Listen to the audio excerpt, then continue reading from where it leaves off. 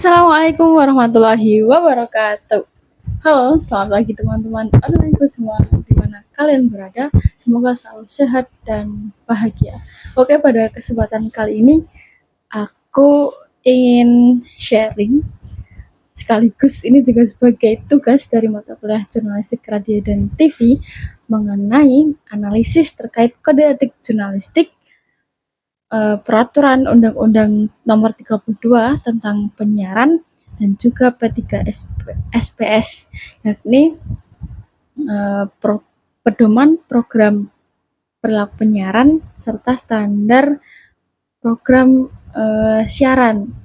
Nah, yang untuk kali ini aku sendiri mengambil salah satu pelanggaran siaran dari Trans 7, yakni tentang Exposed and Uncensored yang ditayangkan pada 13 Oktober 2025 pukul 17.15. Oke, untuk itu langsung saja kita ke analisisnya. Pada kali ini aku ingin membedah mengenai anatomi pelanggaran etika penyiaran dan juga bias sensasionalisme pada tayangan tersebut, di mana yang ditampilkan adalah mengenai pesantren Lirboyo. Nah, selanjutnya untuk evolusi programnya sendiri nih, sebelumnya dari hiburan ringan menuju isu sensitif, karena pertama kalinya program ini dikenal dengan nama Seleb Expose, lalu berganti nama menjadi Selebrita Expose, dan terakhir menjadi Expose Uncensored. Nah, di mana sebelumnya fokus awal program tayangan ini mengenai kehidupan selebritas dengan gaya penyampaian yang santai dan ringan, bergeser fokus menjadi mulai mengangkat isu nasional dan sosial yang kompleks dengan tetap menggunakan matriks infotainment yang sensasional. Jadi tetap dibawakan dengan ringan, dengan santai, yang berhubungan dengan infotainment, entertainment gitulah ya. Nah, pergeseran format ini menciptakan titik rawan ya terkait editorialnya, di mana budaya historis pesantren menjadi standar riset program gosip hiburan gitu. Oke, kita lanjut ke slide berikutnya. Nah, siaran ini tadi di awal sempat aku singgung, tayang pada 13 Oktober 2025 pukul 17.15 WIB, dimana yang menjadi fokus atau lokasi liputan ini ada di pondok pesantren Lirboyo. Nah, target objeknya sendiri yakni bagaimana budaya di pondok pesantren, budaya menghormati kiai, dan aktivitas santri. Nah, dengan judul siarannya yakni santrinya minum susu aja kudu jongkok. Emang gini kehidupan pondok. Nah, karena program ini sudah terkena pencabutan atau pemberhentian sementara, maka dari itu saya mengambil potongan video ini dari YouTube-nya Dodi Sefriadi, di mana Dodi Sefriadi ini merupakan YouTuber yang berfokus pada bidang edukasi keagamaan atau edukasi mengenai Islam. Begitu. Untuk selanjutnya yakni ada anatomi bias editorial, di mana kita akan melihat bagaimana realitas visual atau realitas yang ada di kehidupan pondok pesantren versus bingkai narasi yang digunakan atau disampaikan oleh Trans 7 ini. Nah, yang pertama kita lihat dari bukti visualnya nih atau realitasnya. Pada tampilan video yang pertama yakni ditampilkan seorang bunyai yang sedang membagikan susu kepada santri dengan santri-santrinya yang mengantri dengan berjalan jongkok. Nah, dalam video pertama ini Trans 7 menarasikannya dengan narasi untuk mendapatkan segala susu itu para santri harus dengan tabah jalan menjongkok. Oh, mungkin lagi olahraga kali ya. Nah, narasi ini pun sudah memicu hal perspektif yang buruk lah, atau ya sensasional gitu ya. dengan framingnya mengubah tradisi penghormatan atau tawadu menjadi bahan olokan, yakni dinilai biasa saja gitu, dikatakan kata olahraga itu bisa diartikan sebagai olokan untuk budaya yang memang sudah lama ada gitu di kehidupan pesantren. Lalu yang kedua, narasi yang kedua yakni atau visual yang kedua, ada santri dan bapak-bapak yang mengantri bersalaman atau mencium tangan kiai maupun gus atau anak dari kiai gitu, dinarasikan dengan highlight kiai yang kaya raya tapi umat yang kasih amplop gitu. Nah, yang ngesot-ngesot itulah juga yang ngasih amplop. Ini pun juga menggunakan narasi yang sangat sensasional. Bila mana kita mengetahui bagaimana kehidupan maupun budaya di pondok pesantren, pastilah kita tidak akan menggunakan narasi yang sebegitu sensasionalnya seperti ini.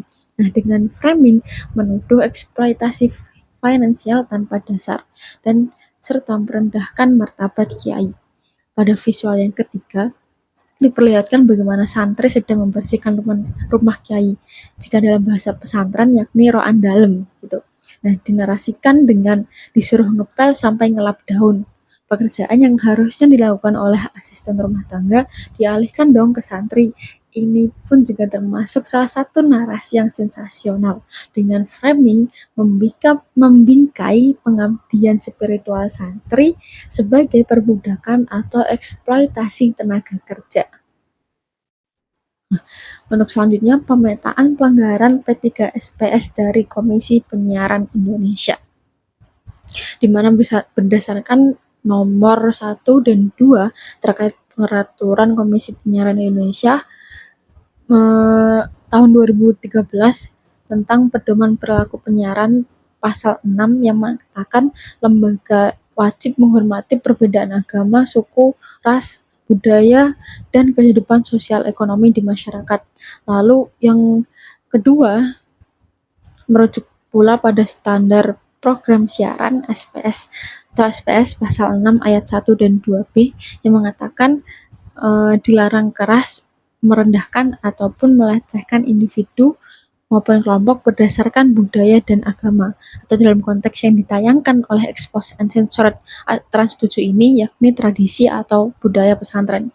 Dan yang terakhir yakni standar program siaran pasal 16 ayat 1 dan 2A yang mengatakan bahwasanya pelanggaran spesifik untuk pelarangan spesifik untuk tidak melecehkan atau menghina lembaga pendidik dan tidak memperolok pendidiknya, yakni kiai, bunyai maupun ustadz-ustadzah yang ada di dalam instansi tersebut, lembaga terkait. Nah, tayang ini pun tentunya mendapatkan reaksi berantai dan bermacam-macam dari masyarakat atau publik. Dampak yang sangat terasa yakni ada protes di kalangan santri di mana mereka merasa martabat kiai mereka dilecehkan dan tradisi dalam pesantren tidak dihargai. Lalu yang kedua, adanya seruan boikot publik. Di sini masyarakat juga banyak yang sadar dan turut menyuarakan pemberhentian program Exposed Uncensored ini. Dan ketiga yakni kecaman tokoh agama maupun MUI. Mereka turut menyatakan sikap terkait pelecehan institusi maupun tradisi tersebut. Dan yang keempat yakni adanya sanksi tegas dari KPI berdasarkan tindakan disipliner pelanggaran P3SPS yang saat ini telah berhasil untuk memberhentikan program Exposed Uncensored Trans 7 ini. Nah, dari analisis yang sudah dijelaskan, ada juga akar masalah atau kita bisa melihat benturan matriks antara matriks hiburan versus mandat etika jurnalistik, karena dalam proses penyiaran pun atau dalam penyiaran TV dan radio tentunya ada etika di dalamnya gitu. Kalau kita merujuk pada tabel tersebut antara matriks hiburan dan mandat etika, kita dapat melihat bahwasanya tayangan expose uncensored ini mengutamakan adanya pengejaran sensasi dan engagement, mengandalkan voice over provokatif, dan pemaksaan format gosip pada isu sosial kultural yang dalam hal ini adalah pesantren gitu. Nah, mereka lupa adanya mandat etika, yakni riset mengenai sejarah dan pemahaman budayanya. Bagaimana sebenarnya budaya di dalam pesantren ini, lalu menghormati tradisi dan pendidikan lokal. Barangkali memang budaya pesantren ini sudah ada sejak lama dan menjadi hal yang dihargai dan dipegang atau fondasi untuk pendidikan sekarang gitu. Dan juga yang terakhir mereka melupakan yakni adanya mematuhi koridor hukum P3SPS. Nah, hal ini pun bisa kita maknai sebagai kegagalan program Trans7 ini bukan sekedar kesalahan scripting, melainkan kegagalan sistemik lembaga penyiaran dalam membedakan antara hiburan ringan dan pembunuhan karakter budaya tanpa riset yang menyeluruh. Nah, oleh karena itu, kita dapat merekomendasikan dan menyimpulkan bahwasanya bagaimana bisa kita menciptakan ekosistem penyiaran yang sehat, salah satunya bagi lembaga gitu kan, kita bisa memberikan masukan terkait filter internal, yakni kita harus meninjau ulang atau lembaga harus meninjau ulang bagaimana sah sebelum disiarkan. Finalisasi dalam proses editing itu harus benar-benar dipastikan bahwasanya ini clear dan tidak akan mengandung membuat opini publik mengarah pada hal yang tidak baik, dan dipastikan juga naskah ini atau video editing ini sudah sesuai dengan peraturan yang ada. Yang kedua, bagi lembaga kita bisa memberikan masukan terkait riset mendalam, yakni melibatkan benar-benar pemahaman sejarah dan budaya, bukan hanya opini dangkal saja. Yang terakhir, fungsi edukasi. Nah, di sini pun peran media ataupun lembaga juga dapat menjadi tonggak untuk memberikan refleksi informasi, bukan hanya menggunakan budaya sebagai alat membentuk opini yang buruk. Nah, untuk masyarakat, tak rasa juga masyarakat sudah cukup pintar ya teman-teman saat ini. Bagi masyarakat, kita juga bisa belajar bagaimana pentingnya meningkatkan literasi media kita. Kita harus bijak dalam menyaring tontonan di TV maupun di platform digital lainnya, seperti Instagram, media sosial, TikTok, YouTube, Thread, X, Twitter, dan lain sebagainya. Lalu yang kedua ada fungsi kontrol. Kita dapat berpartisipasi aktif untuk melaporkan adanya pelanggaran ketika kita bisa memahami peraturan yang ada, menggunakan tadi P3SPS sebagai rujukannya. Dan yang terakhir dapat menjadi edukasi komunal, di mana kita bisa memupuk kesadaran kolektif untuk memilah dan memilih tontonan yang sehat. Jadilah manusia yang pintar, teman-teman digital yang pintar di dunia maya, dengan dapat mengedukasi serta menciptakan ekosistem penyiaran yang seimbang, cerdas, dan beretika. Oke, mungkin itu saja yang bisa aku sampaikan teman-teman online.